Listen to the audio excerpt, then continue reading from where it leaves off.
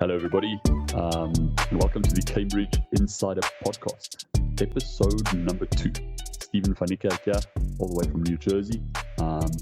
It's cool to be back for episode number 2. My good buddy in Seattle, Craig, how are you? You know, I'm doing pretty good this week, Stephen. The smoke has left Seattle, at least for the majority of the part. And, kids are back in school. We're learning. Everything's going good. I think it's officially fall this week, which is my second favorite season. So that's fantastic. What's your favorite season? Summer, obviously. It's the best season. Kids are out of school, free time, a lot of stuff. That's why you and I are such good buddies. A lot to chat about this week, actually. We have a few things in the news that I think we need to touch on. I think let's get right into it. Craig, you know a little bit more about this TikTok, WeChat. Call it a ban and then an unban. I'm losing a little bit of focus on what's happening all the time. Do you want to share a few insights with our listeners? Yeah. So this is a big news. I think everybody's seeing it. Most of the focus is on TikTok being banned because it's owned and created by a Chinese company. But for us and for the majority of the world, the bigger problem is the WeChat ban, which, as probably all of our listeners know, is the way that people communicate with their friends and family back home. If you don't know and you haven't been to China, WeChat is much more than a messaging app. It's not like WhatsApp where all you do is send messages. You can pay on it. When you go to China, everything is WeChat Pay. It's social media. It's literally everything in China runs through WeChat, whether that's good or bad. It's not really for us to decide. It is kind of the lifeline for people to use. And so the Trump administration was trying to ban it. And what that ban would mean would be that they would block companies in the United States from working with WeChat. It would be hard for them to make the app unusable, but what they would do is they'd pull it from a number of stores. They'd try and get companies not to host their servers and do a number of things to try and dilute the product so it became less popular here in the United States.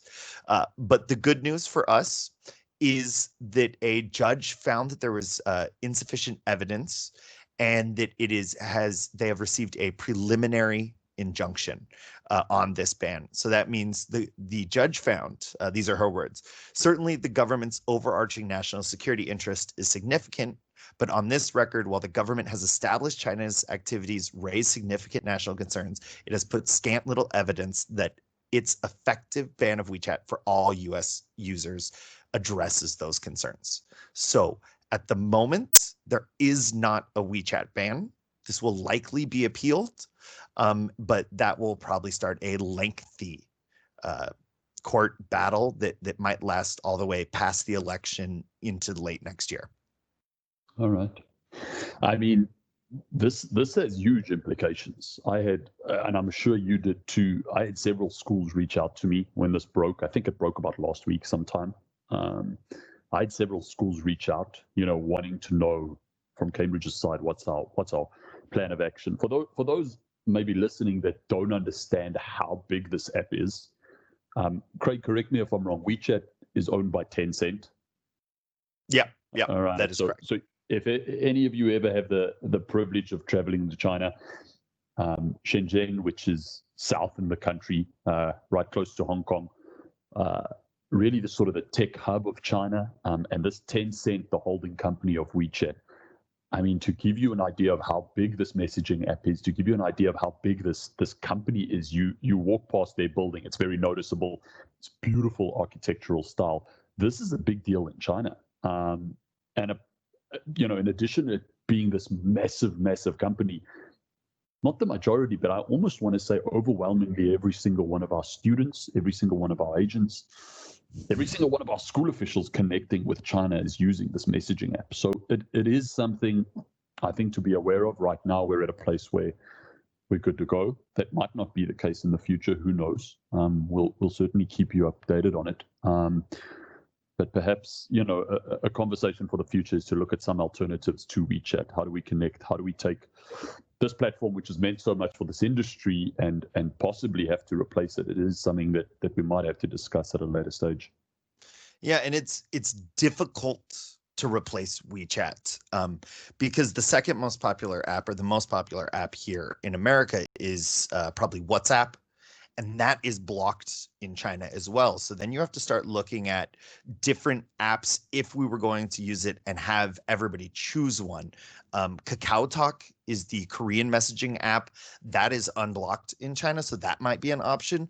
But I think it would be very difficult to get Chinese users to adapt to a new app. And from my personal experience, I feel like we might be then looking at VPNs to access WeChat instead of moving to another app, because that would basically require people in China to move to another app when they don't necessarily want to.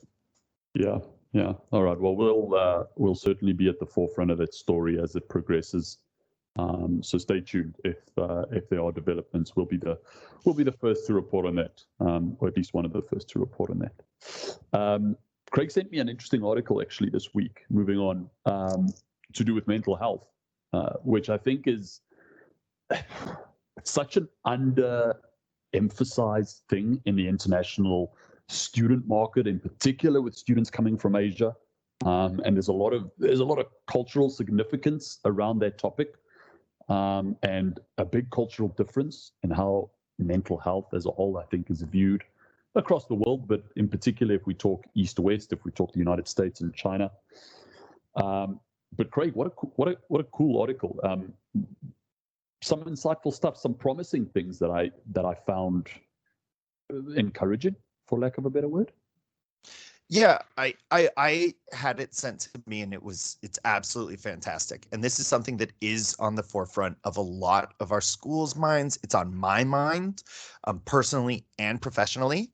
And this article focused on China, and it talked about how the Chinese government has unveiled a new initiative, started in 2019 and supposed to run until 2030 to kind of overhaul mental health in the country. And one of the first big things that they're going to be doing is they're starting to screen teenagers and students for depression. They haven't announced exactly how that's going to look, but it looks like at least universities are going to start asking people about depression. That might extend to high schools as well, because the goal is to start finding people that are depressed and then increasing interventions in key populations. I mean, great news all around. I think something that we've often seen in our position is that there has been a lack of general awareness about mental health. Things like depression and anxiety, which we, working in this industry, know is prevalent, amongst high school students, and does require significant awareness and significant amount of energy needs to be put in that, because it's certainly an indicator of success. We often get parents, we often get schools, we often get teachers, agencies coming to us and talking about student success, talking about students graduating at great colleges and being, one of the best students that the school has ever had. A big predictor of that success is if the student's able to, deal with the inevitable mental health issues that I want to say almost every teenager in the world deals with. Yeah.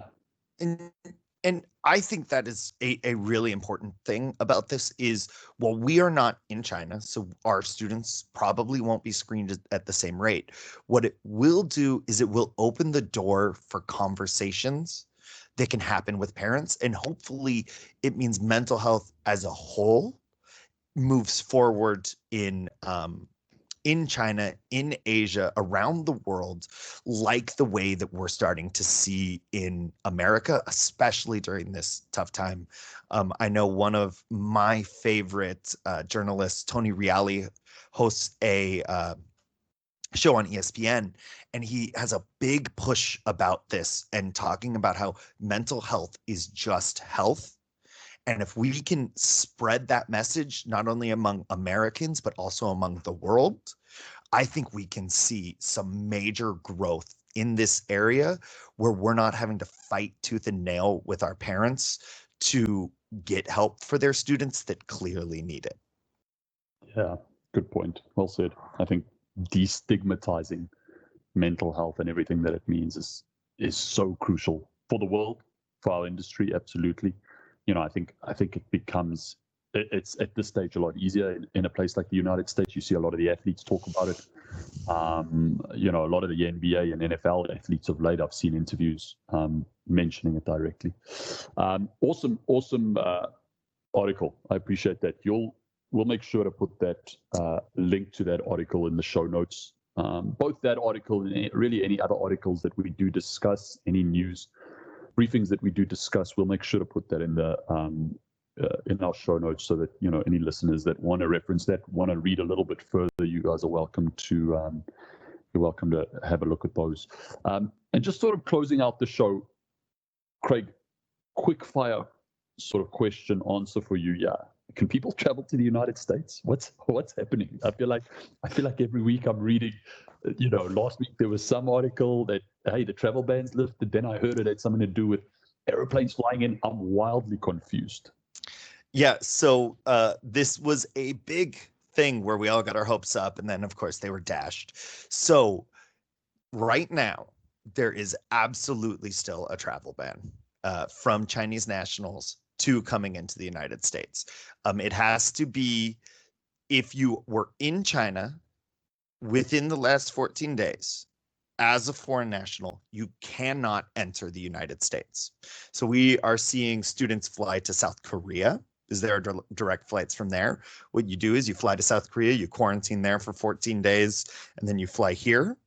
That costs thousands of dollars because South Korea has their own quarantine thing where you basically pay the Korean government and they put you up in a hotel, but it is very expensive. That is one option. I have a student actually today, I got an email that a student was flying to Serbia to quarantine for 14 days. So there are ways around it, but they are very financially and emotionally intensive. I've never been to Serbia. I'm sure it's very nice, but that's a big thing to do. Yeah, I mean, just to add to what Craig said there, I think any students, any families thinking about doing that should be aware of the fact that even if you do quarantine in a country, it does not guarantee your entry into the United States. I had a student that flew to Dubai, quarantined in Dubai, and was about to board his flight to the United States and was denied boarding. The reasons were not very legitimate, but the reality is that they didn't allow him to get on the plane. He had to fly back to China after quarantining in Dubai for 14 days. As Craig mentioned, it's expensive. So at this stage, according to everything that's out there, there is still a travel ban in place. I mean, we are really preaching patience. We understand, our schools understand that online learning is not ideal, but hey, this has been a not ideal year in the history of the world. So we got to be patient, we got to be resilient, and we got to take it as it comes. Hopefully in the coming weeks we'll talk about some good news with regards to students in particular being able to come to the United States and do so safely. Craig, any final thoughts? I know we're coming to the end of our little time span. Any final thoughts? Today, not really. I just wish everybody a good week. I'm feeling good. We got sunshine here in Seattle, so I hope everybody can enjoy some of that during this tough time.